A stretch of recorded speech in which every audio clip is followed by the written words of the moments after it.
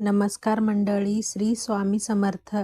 स्वागत आहे तुमच्या माझ्या चॅनलवरती. आजचा दिवस तुम्हाला खूप छान सुखाच्या आनंदाच्या जाऊ हीच मी स्वामींच्या चरणी प्रार्थना करते आणि आज या नवीन व्हिडिओला सुरुवात करते. तर पहा, लवकरच 2026 इंग्रजी नवीन वर्षाच्या सुरुवात होणार आहेत. या नवीन वर्षामध्ये नवीन संकल्पासोबतच एक खूप महत्त्वाच्या गोष्टी केलं जातं, म्हणजे कॅलेंडर. आणि कॅलेंडर हे आपल्या जीवनातली खूप महत्त्व भाग आहे. या नवीन वर्षाच्या आपण सर्वजण घरातली जुने कॅलेंडर बदलून त्याऐवजी नवीन वर्षाच्या कॅलेंडर हे घरामध्ये लावत असतो.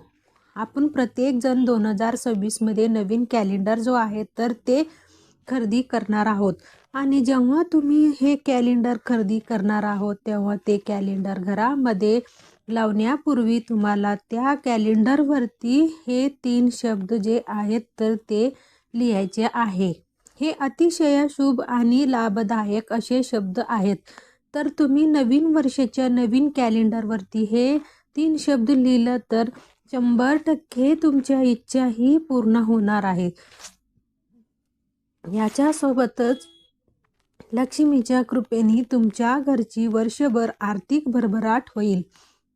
जेव्हा तुम्ही 1 जानेवारीला किंवा 2 जानेवारीला घरामध्ये नवीन कॅलेंडर लावणार आहे तेव्हा तुम्हाला हा उपाय जो आहे तर ते करायचं आहे. आता सगळ्यात पहिला मी तुम्हाला मागच्या आठवड्यामध्ये एक व्हिडिओ शेअर केले आहे. आपण कॅलेंडर कशा पद्धतीने घेतलं पाहिजे, तसेच कॅलेंडर कोणत्या दिशेला लावला योग्य असतो, त्यामुळे आपल्याला त्या शुभ फळ हे प्राप्त होतात. आपण आयुष्यात सकारात्मक आणि चांगल्या गोष्टी घडतात. कारण बघा, आयुष्यामध्ये अडथळ आणि कॅलेंडर ह्याच्यावर आपलं जीवन जे आहे तर ते पूर्णपणे अवलंबून असतो. म्हणून घड्याळाच्या आणि कॅलेंडरच्या दिशा योग्य ही असायलाच हवी.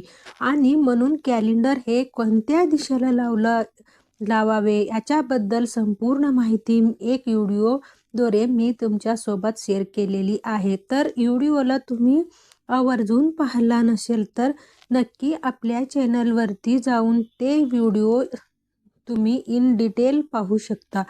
त्या व्हिडिओमध्ये मी तुम्हाला इन डिटेल माहिती जी आहे तर ते व्यवस्थितपणे सांगितलेली आहे. तरीसुद्धा इथे मी तुम्हाला सांगते की आपल्या घरामध्ये जे कॅलेंडर असतो ते दक्षिण दिशेला भिंतीला आपल्याला चुकूनही लावायचं नाही.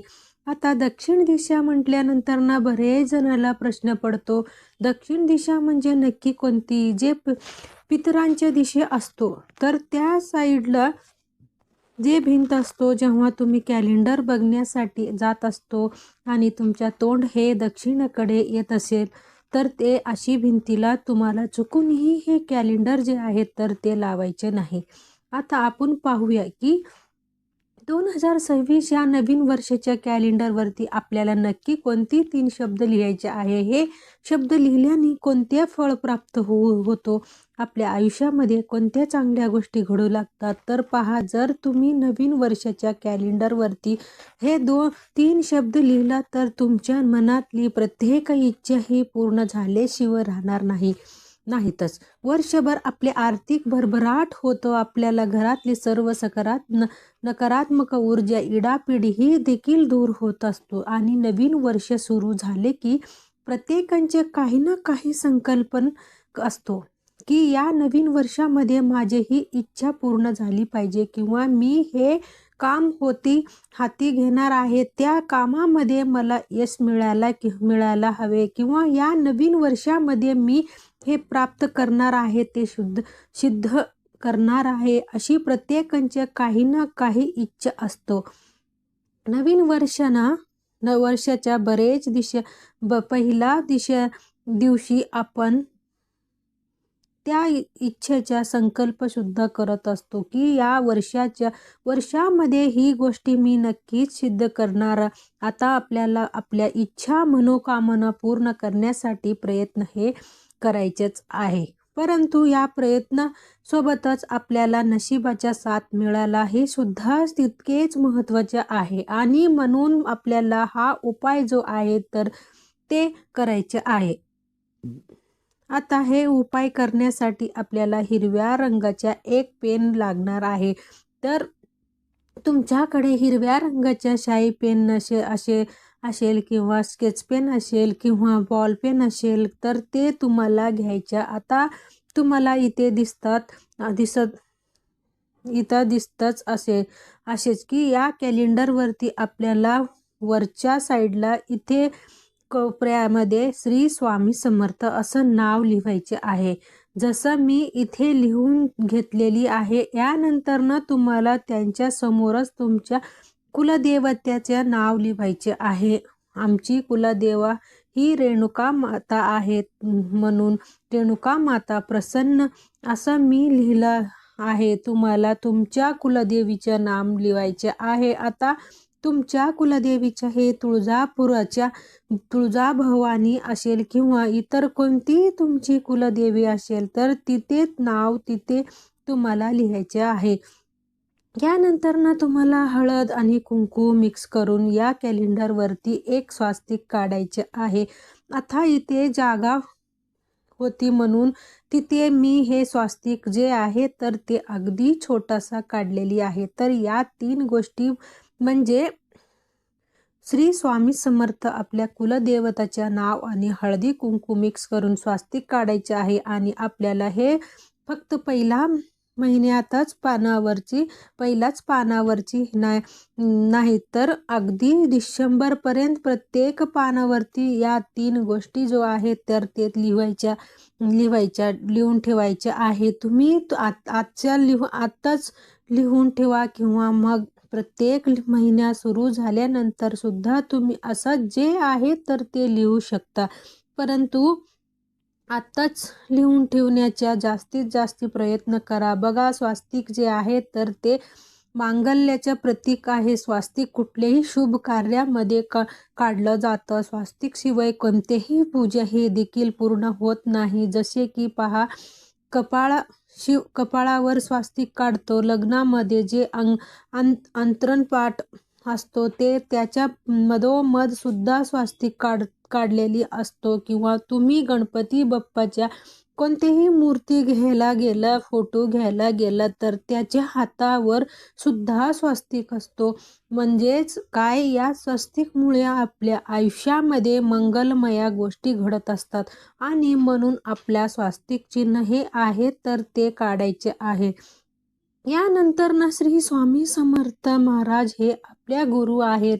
गुरुशिवाय आपल्या आयुष्याच्या कोणतेही गोष्ट हे सक्सेस होत नाही. म्हणून आपल्याला आपल्या गुरुच्या नाव लिहायचे आहे. आणि देवीला विसरून हे चालत नाही, कारण कुलदेवी ही आपल्या कुळाचा कुळाचार करत असते. म्हणून आपल्या कुलदेवीच्या नाव हे लिहायचं असतो. यानंतर खूप महत्त्वाच्या गोष्टी म्हणजे तुम्हाला तुमच्या समाज काही इच्छा आहे तर ते वर्ष आहे 2025 मध्ये जे गेले त्या वर्षामध्ये कोणाला काही दुःख संकट आले असतील, कोणालाही हे वर्ष खूप चांगले गेले असेल, पण आपण दुःख धरून बसण्यापेक्षा पुढच्या येणारे आयुष्य, नवीन वर्ष हे चांगला जाण्यासाठी आपल्या हातामध्ये काही गोष्टी असतात आणि त्या गोष्टी आपल्याला करायच्या आहे.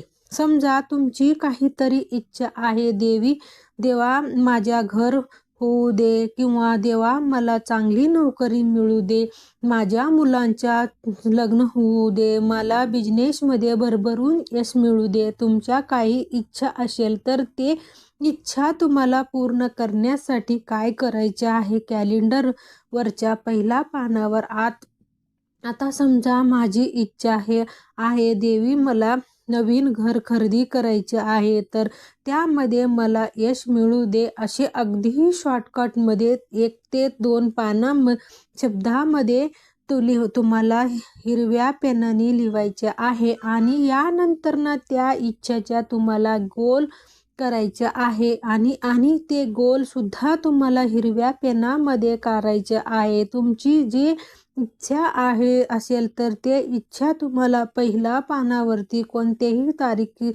तारीखावरती लिहायचं आहे आणि त्याला तुम्हाला गोल करायचे आहे. यानंतरनं हे कॅलेंडर जो आहे तर ते आपल्याला आपल्या देवघरासमोर ठेवायच्या आहे. देवघरामध्ये किंवा प्रज्वलित करायच्या आहे. या कॅलेंडरला हळदी कुंकू अक्षदा फुलं वाहून तुम्हाला मनोभावे नमस्कार करायचा आहे. तुमची इच्छा मनापासून तुम्हाला सांगायचे आहे आणि इच्छा सांगताना तुम्हाला सकारात्मक बोलायचे आहे.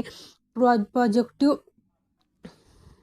बोलायच्या आहेत. तुमची जी काही इच्छा आहे तर ते 100% पूर्ण होणारच. म्हणजे बघा, माझी घर होणार आहे, मला नोकरी मिळणार आहे किंवा नोकरी मिळालेली आहे, माझ्या मुलाच्या लग्न हे होणारच आहे, संसार सुरळीत होऊ दे, अशी तुमच्या इच्छा असेल तर इच्छा तुम्हाला बोलायची आहे. आणि यानंतर ना कॅलेंडर आपल्याला काढून योग्य भिंतीवर लावायचे आहे. सांगितल्याप्रमाणे चुकूनही दक्षिण दिशेला भिंतीवर तुम्हाला हे कॅलेंडर लावायचे नाही. पश्चिम किंवा उत्तर दिशा ही कॅलेंडरसाठी ज्योतिषशास्त्र अनुसार खूप महत्त्वाचे आणि शुभ आहे. यामुळे त्या दिशेला तुम्ही हे कॅलेंडर जो आहे तर ते लावू शकता. तर ही अत्यंत महत्त्वाची माहिती मला तुमच्यापर्यंत शेअर करायचा होता. व्हिडिओ तुम्हाला आवडला तर लाईक करा, चॅनलवरती नवीन असलं तर सबस्क्राईब करा आणि व्हिडिओ आपल्या मित्रपरिवारासोबत जास्तीत जास्त शेअर करा. चला तर मग भेटूया असंच पुढच्या एक नवीन व्हिडिओमध्ये. तोपर्यंत सर्वांना श्री स्वामी समर्थ.